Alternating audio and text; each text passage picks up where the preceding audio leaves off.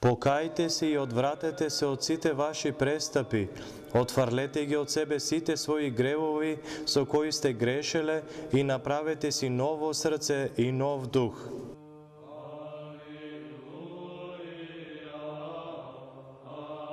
Нема човек кој се родил на земјата, а да не сгрешил. Сите ние имаме гревови и секојдневно грешиме, престепувајќи ја волјата Божја. Многобројни се нашите гревови и кога мислиме на нив, честопати ја губиме надежта. Мислиме дека не постои начин да го симнеме товарот од себе си.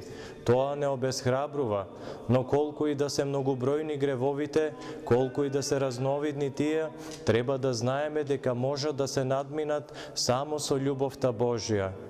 Доволно е само да се исповедаме со искреност и смиреност, затоа да не губиме надеж, но да побрзаме кај духовникот, односно свештеникот, и со вистинско покаяние, смирение и вера да се исповедаме. Тогаш Бог ги простува сите наши гревови и тоа реално се чувствува. Љубовта своја Бог ја покажал безброј пати, откако постои светот во животот на секој човек, бидејќи самиот е љубов како што ни покажа преку својот Син Господ Исус Христос.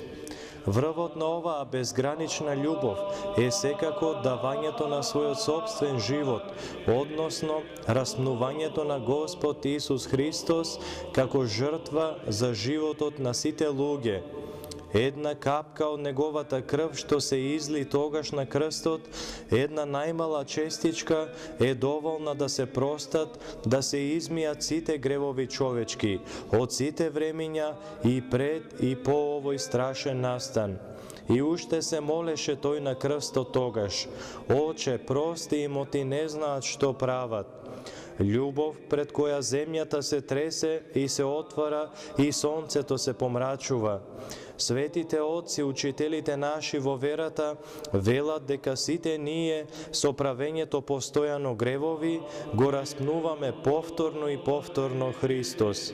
Му нанесуваме рани и за нас важат тешките зборови речени тогаш: не знаат што прават. Навистина, човек кој што постојано греши и не се кае, не се поправа, не знае што прави. Како глув и нем, доброволно се затворил во темница. Таквиот пожалосен е од неразумно животно кое се заплеткало во трње. Но Бог, како се милостив, ги избавува луѓето паднати во ѓаволска мрежа во разни гревови. Потребен е еден чекор, наречен покаяние, и да се влезе во просторот на слободата, да се види утрото на новиот живот во Христос. Уште пред појавувањето на Христос меѓу народот, светиот Јован Крстител и претеча го подготвувал народот со зборовите: покајте се зашто се приближи Царството Небесно. Со истите зборови и Спасителот Христос го отпочнал ширењето на својата спасоносна наука. Таму каде што застанал свети Јован, таму продолжил Синот Божи, Господ Исус Христос.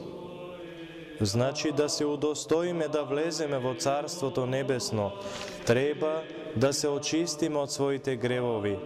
Во крштевањето човек се очистува од сите гревови, но заради слабоста своја, повторно во текот на животот, човекот паѓа и прави разни гревови. Ја губи онаа чистота и благодат која што ја задобил, излегувајќи од купелот за крштевање. Знаејќи го однапред ова, Господ Исус Христос дал можност за обновување, односно за поправање, покајанието. Тој ја востановил светата тајна покаяние во црквата кога им ги упатил на своите ученици зборовите: се што сврзете на земјата ќе биде сврзано и на небото, и се што разврзете на земјата ќе биде разврзано и на небото. И пак, на кои ќе им ги простите гревовите, ќе им се простат, а на кои ќе им ги задржите, ќе им се задржат. Оваа власт што им ја дал Христос на апостолите се пренела до денес на нивните наследници и продолжители, епископите и свештениците. Целта на светата тајна покаяние е да го измири човекот повторно со Бога во црквата. Секој грев што го правиме не одвојува, не исклучува од заедницата со Бога и од новиот живот кој што ни се дарува со крштевањето. Секој пат кога правиме грев, ние ја изневеруваме својата вистинска природа и предназначеноста која што ни ја дал Бог при создавањето. И единствено покаянието може да не врати во состојбата која сме ја изгубиле, што значи дека светата тајна покаяние никако не смее да се свати во некоја магиска смисла, како разрешување од гревовите, кое би било независно од фактот дали јас навистина се покајувам или не, како нешто само по себе делотворно. Напротив, оваа света тајна токму зависи од моето покаяние, зашто покаянието не е само обично набројување на гревовите. Покаянието е пред се вистинска криза или суд на совеста. Сликата на вистинското покаяние ја наоѓаме во Евангелието во приказната за блудниот син. Блудниот син кој што го расипал и потрошил целиот имот што му го дал татко му и на крај дошол до просијачки стап, се присетил на се што имал во домот на својот татко, увидел колку многу загубил, па тогаш посакал со сето свое битие да се врати. Зборовите што ги кажал на татко му кога се вратил биле: "Сгрешив, татко, против небото и пред тебе, и не сум веќе достоен да се наречам твој син, но прими ме како еден од своите наемници." Ова се зборови на длабоко покаяние и свест за гревовниот живот. Со такво срдечно расположение треба и ние да пристапуваме на исповед.